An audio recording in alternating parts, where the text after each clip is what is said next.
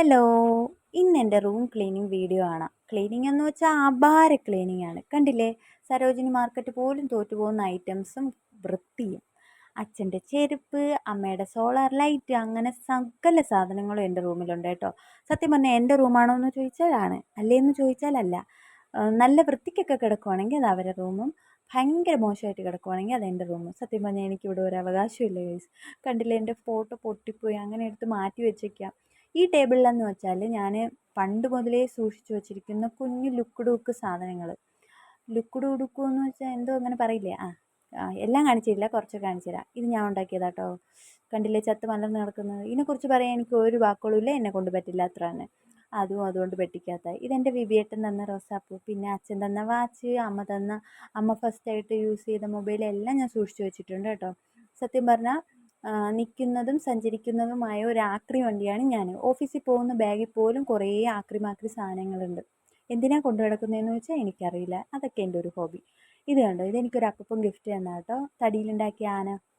പിന്നെ കൗതുകം കുറച്ച് കൂടുതലായതുകൊണ്ട് വീഡിയോസിൽ കാണുന്ന എല്ലാ സാധനങ്ങളും ഞാൻ വാങ്ങിക്കും. ഇതിലുണ്ടാക്കിയതാണ് നേരത്തെ കണ്ട ചത്തു മലർന്നു കിടന്ന പാവ. വേറൊരു ഐറ്റം കൂടി ഉണ്ട്, ഞാൻ കാണിച്ചു തരാം വഴിയിൽ. ഇതെനിക്ക് വിപിയേട്ടൻ വയറുവേദന വരുമ്പോൾ യൂസ് ചെയ്യാൻ വേണ്ടി വാങ്ങി തന്നതാട്ടോ. ഇത് ഓക്കെ, സൂപ്പറാണ്.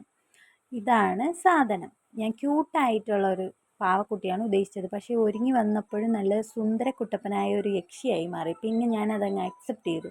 സത്യം പറഞ്ഞാൽ ഞാൻ അമ്മേനെ കുറ്റം പറയായിരുന്നു, ഈ ആക്രിമാക്രിയൊക്കെ പറക്കി നടക്കുന്നതിന്. പക്ഷേ കണ്ടോ, ഈ വീട്ടിലെ ഏറ്റവും വലിയ ആക്രി പറക്കി ഞാനാണ്. ഇതൊന്നും ഞാൻ കളയത്തില്ല, എല്ലാം സൂക്ഷിച്ചു വയ്ക്കും. വല്ല കലാവിരുദ്ധമുണ്ടോ എന്ന് ചോദിച്ചാൽ അതുമില്ല. വെറുതെ എന്തൊക്കെയോ വാങ്ങിക്കൂട്ടുന്നു, സൂക്ഷിച്ചു വയ്ക്കുന്നു, അടുക്കിപ്പറക്കുന്നു, ഇത്ര തന്നെ, ഒന്നും ഉപയോഗിക്കില്ല. പിന്നെ ഇത് ഞാൻ ഉണ്ടാക്കിയതാണ് കേട്ടോ, കമ്മല്. കൊള്ളാം അല്ലേ? പിന്നെ സത്യം പറഞ്ഞാൽ എനിക്ക് ഒരു പൂ പോലും വരയ്ക്കാൻ അറിയില്ല. എനിക്ക് എന്തൊക്കെ ഉണ്ടെന്നറിയോ, ഇത് ഒരു ഐറ്റം മാത്രം. ഇതിൻ്റെ പല പല ഐറ്റങ്ങളും എൻ്റെ കയ്യിൽ ഇവിടെ എവിടെയൊക്കെയോ ഉണ്ട്. പിന്നെ അച്ഛൻ തന്നൊരു മേക്കപ്പ് ബോക്സ് കേട്ടോ, അതും സത്യം പറഞ്ഞാൽ ഞാൻ യൂസ് ചെയ്തിട്ടില്ല. കുറേ സത്യം പറഞ്ഞാന്ന് ഞാൻ പറഞ്ഞല്ലേ, കിടക്കട്ടെ. ഇതും ഞാൻ യൂസ് ചെയ്തിട്ടില്ല, പക്ഷേ ഞാൻ സൂക്ഷിച്ചു വയ്ക്കുക, ആർക്കും കൊടുക്കത്തുമില്ല. പണ്ട് ഞാൻ കന്യാകുമാരി പോകുമ്പോഴേ ഒരു ചോക്കോ ബാർ വാങ്ങിച്ചിട്ടുണ്ടായിരുന്നു. എനിക്ക് പണ്ടേ എന്തെങ്കിലും സാധനം കിട്ടിയാൽ ഞാൻ വീട്ടുകാരുമായിട്ട് ഒരുമിച്ചിരുന്നേ കഴിക്കാറുള്ളൂ. അപ്പം ഞാൻ കുട്ടിയല്ലേ, എനിക്കറിയില്ല, 3ാം ക്ലാസ്സിൽ പഠിക്കുന്നു. ഞാൻ ഈ ചോക്കോ ബാർ വാങ്ങിച്ച് ബാഗിലിട്ടു. തിരിച്ചു ഫസ്റ്റ് എൻ്റെ അമ്മേനെ ഇവിടെ എത്തി കണ്ടതും അമ്മയ്ക്ക് ഞാൻ വാങ്ങിച്ചതെന്ന് പറഞ്ഞ് ചോക്കോ ബാർ എടുത്ത് കൊടുത്തു. അപ്പോഴാണ് അതിൽ സ്റ്റിക്ക് മാത്രം. തള്ള എന്നെ തെറി പറഞ്ഞില്ലെന്നേ ഉള്ളൂ, പിന്നെ കൊച്ചായതുകൊണ്ട് ക്ഷമിച്ചു. അത്രയ്ക്ക് നിഷ്കുവാണ് ഞാൻ. ഇത് കണ്ടോ, ഇതെൻ്റെ കളിപ്പാട്ടം. എന്താ ഇതിനെ പറയുക, പൈനാക്കുലറോ, എന്തോ അതുതന്നെ. ഇപ്പോഴും ഉണ്ട് കേട്ടോ. കുറേ കളിപ്പാട്ടങ്ങൾ ഉണ്ടായിരുന്നു, പക്ഷേ ഈ പിള്ളേരൊക്കെ വന്നപ്പോൾ കുറേ നശിപ്പിച്ചു കളഞ്ഞു. ഇതെൻ്റെ വേറൊരു പാവക്കുട്ടി. ഇതെൻ്റെ ഫ്രണ്ട്സ് എല്ലാവരും കൂടി ചേർന്ന് എനിക്കൊരു ബർത്ത്ഡേക്ക് വാങ്ങി തന്നതാണ്.